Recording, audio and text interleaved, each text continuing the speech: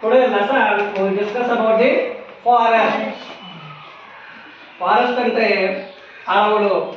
ప్రపంచంలో చూసుకుంటే వివిధ రకాలైన అడవులు చాలా చూస్తాం. ఎగ్జాంపుల్కి మన ఆంధ్రప్రదేశ్లో నల్లమల ఫారెస్ట్ చూసుకుంటే, అలాగే చాలా రకాల ప్రాంతాలు అమెజాన్ ఫారెస్ట్ అలా చూసుకుంటాము. అయితే ఫారెస్ట్ అసలు చెప్పే ముందు మనకి ఇందులో కొన్ని కీ కాన్సెప్ట్ అనేవి తెలియాల్సి ఉంది. అందులో క్లైమేటిక్ రీజియన్స్ అంటే ఒక ఫారెస్ట్ అనేది అక్కడ ఉండే క్లైమేట్ని బట్టి డిపెండ్ అయి ఉంటుంది అన్నమాట. ఫర్ ఎగ్జాంపుల్ భూమిని చూసుకుంటే భూమి అంతటా కూడా ఒకే రకమైన శీతోష్ణస్థితిని కలిగి ఉండదు. ఒక దగ్గర వేడిగా ఉండొచ్చు, ఇంకో దగ్గర బాగా చల్లగా ఉండొచ్చు, ఇంకో దగ్గర మౌంటైన్స్ ఉండొచ్చు, ఇంకో దగ్గర డెజర్ట్స్ ఉండొచ్చు, ఇంకో దగ్గర చాలా కూల్గా ఉండొచ్చు. దీన్ని బట్టి ఫారెస్ట్ అనేవి depends upon the climatic regions. రెండో కాన్సెప్ట్కి కాన్సెప్ట్స్ ఆఫ్ ఫారెస్ట్. అసలు అడవి అంటే ఏమిటి, అడవి అంటే ఏమిటనేది కాన్సెప్ట్ ఆఫ్ ఫారెస్ట్ చేస్తున్నాడు. అడవి అంటే in a large area covered with the plants and trees. It's a large area covered with the plants and trees. It is the forest. ఇందులో చూసుకుంటే మళ్ళీ types of forest. Types of ఫారెస్ట్లో చూసుకుంటే అడవుల్లో రకాలు. అడవుల్లో రకాలంటే దీనిపై డిపెండ్ అయ్యి ఉంటుంది. అడవుల్లో దేనిపైన క్లైమేటిక్ రీజన్స్ పైన టైప్స్ ఆఫ్ ఫారెస్ట్ డిపెండ్ అయ్యింది. నెక్స్ట్ చూసుకుంటే ఈ ఫారెస్ట్ వల్ల చాలా ఉపయోగాలు ఉంటాయి. కాబట్టి దీంట్లో చూసుకుంటే యూజెస్ ఆఫ్ ఫారెస్ట్ మరి issues and reasons for deforestation. అయితే ఈ అడవులకు ఇన్ని రకాల ఉపయోగించినప్పుడు కూడా మానవుడు లేదా మనిషి అనేవాడు తన అవసరాల కోసము చాలా వరకు అడవుల్ని నరికివేస్తూ ఉన్నాడు. దానికి కారణాలు ఏమైందో అన్నాడు, issues and reasons for deforestation. మరి ఆ అడవులు నరికివేయడం వల్ల భూమి మీద కొన్ని రోజులకి ఏమవుతుందంటే ఆక్సిజన్ లెవెల్స్ డిక్రీజ్ అయిపోవచ్చు, గ్లోబల్ వార్మింగ్ ఫామ్ అవ్వచ్చు. దీంతో మెనీ బయోడైవర్సిటీలో డిస్టర్బెన్స్ ఫామ్ అవ్వచ్చు. దీంతో మనం ఏం చేయాలి, ఇప్పుడు సోషల్ ఫారెస్ట్రీ, సామాజిక అడవుల పెంపకం అంటే అందరూ కలిసి అడవుల్ని పెంచుతూ వెళ్ళాలి. దాని కొరకు కన్జర్వేషన్ ఆఫ్ ఫారెస్ట్. ఇలా అడవులు పెంచడమే కాకుండా ఉన్న అడవులు కూడా కాపాడుకుంటూ రావాలి. ఇవన్నీ కూడా key concept of the forest. ఏంటమ్మా చెప్పండి, key concept of the forest. అందులో ఫస్ట్ డిస్కస్ చేసింది క్లైమేటిక్ రీజియన్స్. ఈ క్లైమేటిక్ రీజియన్ చూసుకునేసరికి మనకి జియోగ్రాఫర్స్ ఏం చేస్తారంటే వరల్డ్ పైన వరల్డ్లో డిఫరెంట్ టైప్స్ ఆఫ్ క్లైమేట్స్ ఉన్నాయి. అందులో చూసుకుంటే దీనికి కారణం ఏంటంటే అక్కడ ఉండే టెంపరేచర్. అక్కడ ఉండే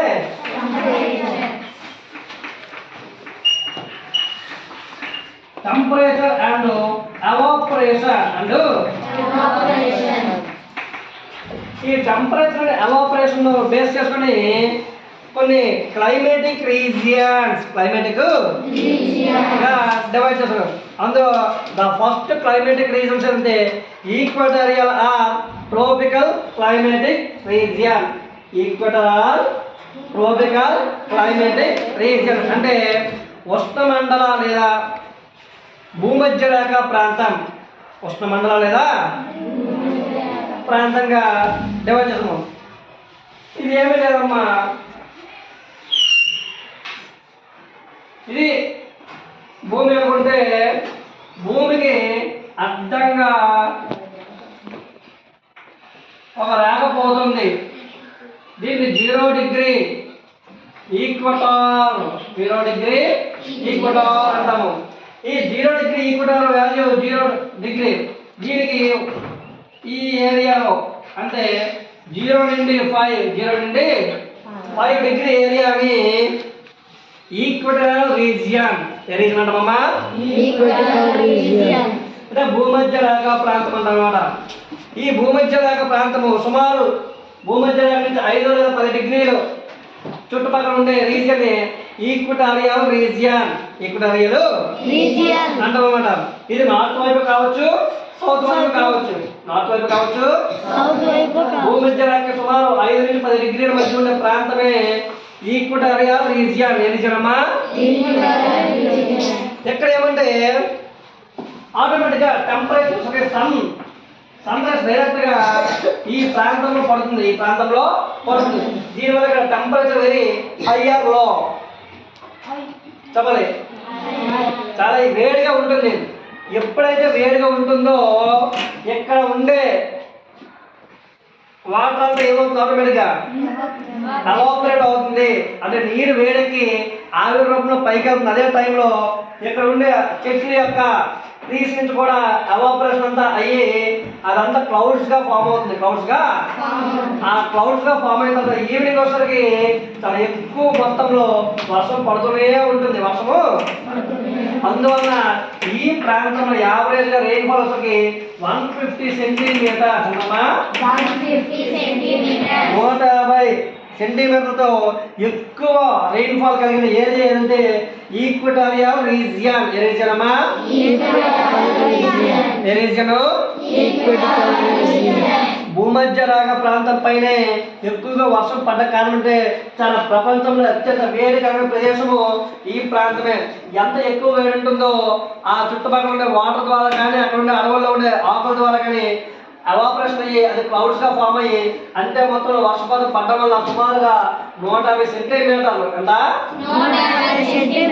వర్షపాతం పడడం వల్ల ప్రపంచంలో ఎక్కువ వర్షపాతం కలిగిన శీతోష్ణ స్థితి ప్రాంతం ఏదంటే ఉష్ణమండల శీతోష్ణ స్థితి ప్రాంతం లేదా ట్రోపికల్ రీజియన్. ఏదమ్మా? ఈక్వటారియల్ రీజియన్. ఈక్వటారియల్ అని కూడా చెప్పవచ్చు. ఈ ఏరియాస్ లో ట్రీస్ అనేవి అర్లీగా గ్రోప్ అవడానికి rain fall one of the reason. Rain fall one of the ఎందుకంటే వర్షం ఎక్కువ ఆటోమేటిక్ చెట్లు ఏమవుతాయి, చాలా తొందరగా పెరిగిపోతూ ఉంటాయి అన్నమాట. మరి అయితే ఇక్కడ ట్రీస్ వచ్చేసి చాలా క్లోజ్ గా ఉంటుందమ్మా. ఎలా ఉంటుందమ్మా? దగ్గర ఉంటాయి. ఇలా దగ్గర ఉన్న ఈ ఫారెస్ట్ ని కొన్నిసార్లు మనము సెల్వాస్ అనొచ్చు. ఏమనొచ్చు? సెల్వా అని కూడా అంటాం. ఏమంటామమ్మా? సెల్వాస్ అంటాం అన్నమాట. నెక్స్ట్ ఇందులో ఎక్కువ చెట్లు ఉంటాయి, మొత్తం చెట్లతో కవర్ ఉంటుంది. కాబట్టి మనుషులు చాలా తక్కువ మంది ఉంటారు, ఎక్కువ జనాభా ఉంటారు. తక్కువ జనాభా కలిగిన ప్రాంతం ఇది, భూమధ్య రేఖ ప్రాంతము. మరియు ఇందులో కొంతమంది పీపుల్స్ ఉంటారు. ఆ ఉండే పీపుల్ ట్రైబల్ పీపుల్. ఏ పీపుల్ అమ్మా? వాళ్ళకి ఏమంటారంటే రెడ్ ఇండియన్స్. ఇండియన్స్ అంటామమ్మా. ఇక్కడ ఉండే పీపుల్ ఎవరు ఉంటారంటే రెడ్ ఇండియన్స్. మరి ఇక్కడ ఏ టైప్ ఆఫ్ ఫారెస్ట్ ఉంటాయంటే అమెజాన్ ఫారెస్ట్. ఏ ఫారెస్ట్? అమెజాన్ ఫారెస్ట్ ఉంటుందమ్మా. ఏ ఫారెస్ట్ ఉంటుందమ్మా? అయితే మరి అమెజాన్ ఫారెస్ట్ ఉంటుంది కాబట్టి ఎక్కడ మనకి ఎటువంటి ప్రాబ్లం ఉంటుందంటే పోడు. ఏదమ్మా? పోడు కల్టివేషన్. కల్టివేషన్ పోడు కల్టివేషన్ ఉంటుంది అన్నమాట. పోడు ట్రైబల్స్ మీకు సిస్టమ్ చెప్పిన ఆల్రెడీ. అక్కడ ఉండే ట్రీస్ కట్ చేసి దాన్ని బర్న్ చేసి కల్టివేషన్ చేస్తారు. దాన్ని ఏమంటాము? పోడు కల్టివేషన్. కల్టివేషన్ ఆ పోడు కల్టివేషన్ డిపెండ్ అవుతారు people. At the same time hunting. ఏంటమ్మా?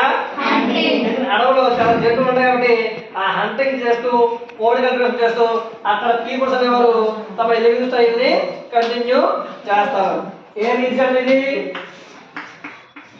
Temperature equatorial region. Temperature region లో. రెండో దశకేమో సవన్నాస్. ఇదమ్మా రెండో క్లైమేటిక్ రీజియన్ అంటే సవన్నాస్. ఇదమ్మా